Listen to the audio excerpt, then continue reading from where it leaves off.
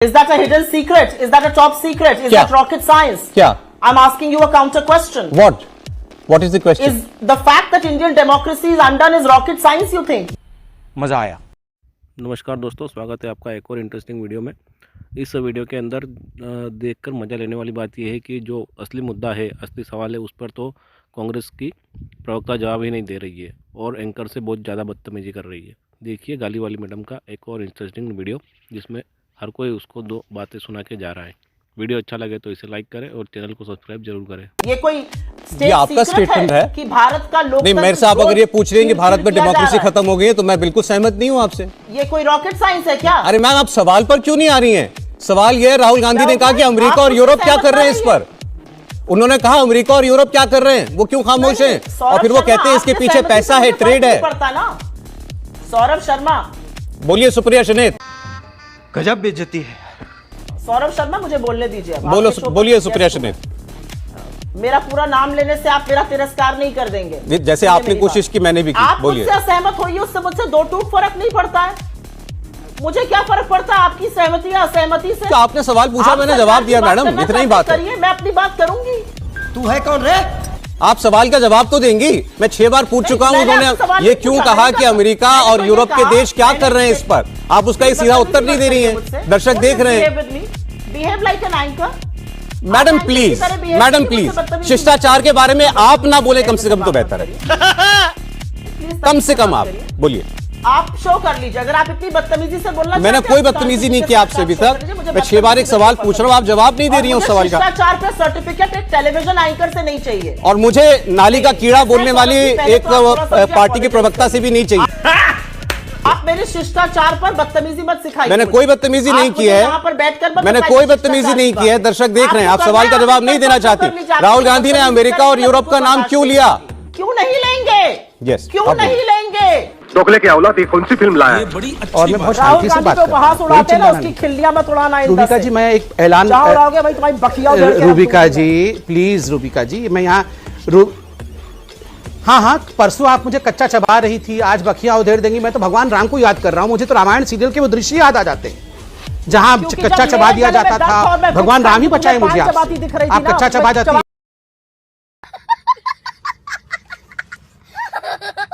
ये जिस प्रकार से तू चुप बैठ, तुम्हें चबा जाऊंगी, तुम्हें बखिया तुम्हारी उधेड़ दूंगी, तुम्हें मार डालूंगी, ये क्या है?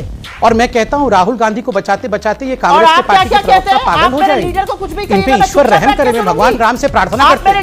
मैं भगवान, तुम्हारा लीडर तो तुम्हारा लीडर वैसा ही है, बुद्धू है। तुम्हारा लीडर अरे अध्यक्ष नहीं है, वो बुद्धू है। देखिए, आज भी फिशरी डिपार्टमेंट राहुल गांधी खोज रहे थे। राहुल गांधी मतलब उनको पता भी नहीं है।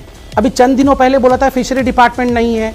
आदरणीय गिरिराज जी ने इटली में भी ट्वीट किया था कि फिशरी डिपार्टमेंट है। आज फिर बोल रहे थे देश में फिशरी डिपार्टमेंट नहीं है, मिनिस्ट्री नहीं है, मिनिस्ट्री नहीं है।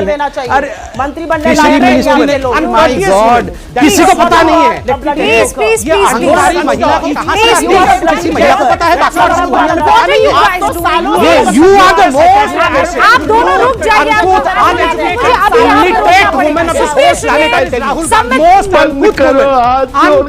अनकुथ वुमेन। और फिर आप जीएसटी में पैसा डालोगे। जैसे ही आपने अपने स्कूटर में, मोटरसाइकिल में पेट्रोल डाला ना, अदानी जी के जेब में सीधा पैसा जाता है। और छत्तीसगढ़ की अर्थव्यवस्था जीएसटी का पैसा, जो जब आप पेट्रोल खरीदते हो, आलू के चिप्स खरीदते हो, साबुन खरीदते हो, किसान औजार खरीदते हैं, जो आपके जेब से पैसा निकलता है, जीएसटी का पैसा 30,000 करोड़ रुपए। चड्ढा समझाओ, इसे समझाओ। अडानी को पहला कॉन्ट्रैक्ट कब मिला? राजीव गांधी जी के जमाने में। वो बिल्कुल लेजिटिमेट था, कैपेबिलिटी पे मिला। पहला भारत का प्राइवेट पोर्ट, मुद्रा पोर्ट, नरसिम्हा राव के जमाने में लेजिटिमेट था, कैपेबिलिटी पे मिला था। मनमोहन सिंह जी के जमाने में एफसीआई का कॉन्ट्रैक्ट मिला कि सारे गोदामों में 12% एश्योर्ड रिटर्न 15 साल तक मिलेगा।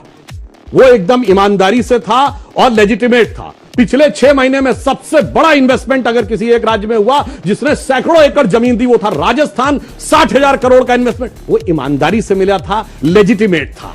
जो माइन का कॉन्ट्रैक्ट छत्तीसगढ़ में मिला 11,000 करोड़ का, वो ईमानदारी से मिला, वो लेजिटिमेट था। सबसे बड़ा हाल के वर्षों में पोर्ट का कॉन्ट्रैक्ट कहां मिला?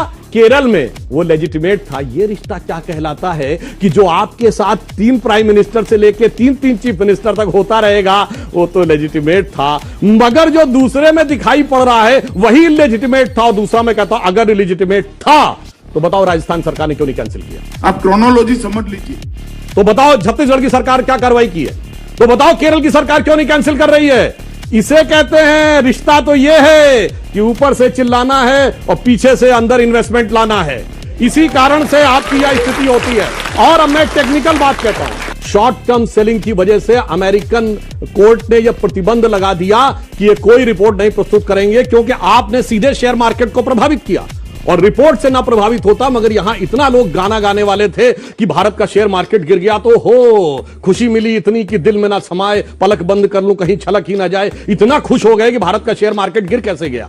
यह मैं बताना चाहता हूं। और इसलिए मजे की बात यह है कि जो बाहर भी दोषी साबित हो जाए उसको लेकर यहां आज तक मुझे एक उदाहरण नहीं बताया कि भाई एक मीडिया रिपोर्ट के आधार के ऊपर अगर कोई जांच हो सकती हो तो बताइए। और दूसरा मैं इनसे कहना चाहता हूं, भारत की LIC पे भरोसा नहीं है, पीएम पे भरोसा नहीं, उसमें कौन सी ऐसी बात है? राष्ट्रपति पे भरोसा नहीं है, ईवीएम पे भरोसा नहीं है, CEC पे भरोसा नहीं है, सुप्रीम कोर्ट पे भरोसा नहीं है, मीडिया पे भरोसा नहीं है, आर्मी पे भरोसा नहीं है, एयरफोर्स पे भरोसा नहीं है।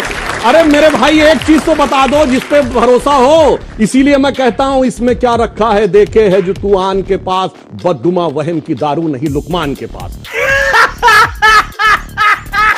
मित्रता क्या होती है वो मैं याद दिलाना चाहता हूं, उसकी कोई जरूरत नहीं है। फोटोएं तो बहुत सारी अशोक गहलोत के साथ भी हैं। दूसरा अब मैं बताना चाहता हूं, सुनिए, भारत के इतिहास में ऐसा उदाहरण कि पॉलिएस्टर रियॉन बनाने का लाइसेंस एक कंपनी को दिया जाएगा। जय श्री राम दोस्तों, आप लोग कैसे हो? सभी लोग अच्छे होंगे। दोस्तों, कांग्रेस सब सेकुलर लिबरल पार्टी बन गई है, क्योंकि वो हर समय अपना ही गीत गाती रहती है। जैसे ये गाली वाली मैडम है, ये तो कांग्रेस को मतलब पता नहीं कौन सा अवार्ड दिलाना चाहती है। बार बार जब भी डिबेट में आती है तो अपनी बेइज्जती करा कर जाती है, साथ में कांग्रेस के भी धज्जियां उड़ा कर चल जाती है। कहती है कि कांग्रेस पार्टी इस बार बहुत अच्छे से जीतेगी और प्रधानमंत्री राहुल गांधी बनेंगे, क्योंकि हमारी पार्टी ने बहुत सी पार्टियों के साथ अलायंस कर रखा है। परंतु फिर भी मेरे को तो ये जीते हुए नहीं लग रही है। आपको क्या लग रहा है, जीतेगी? नहीं जीत सकती, क्योंकि ये मोदी के सामने टिकते नहीं। एक तो इनको बोलना भी नहीं आता, बोलने क्या बोल लिया देते हैं, फिर कहते हैं हमारी पार्टी जीतेगी। जीती किस मुँह से? बहुत कह रहे अलायंस से कितनी सीटें लाएगी? 5 आएगी, 10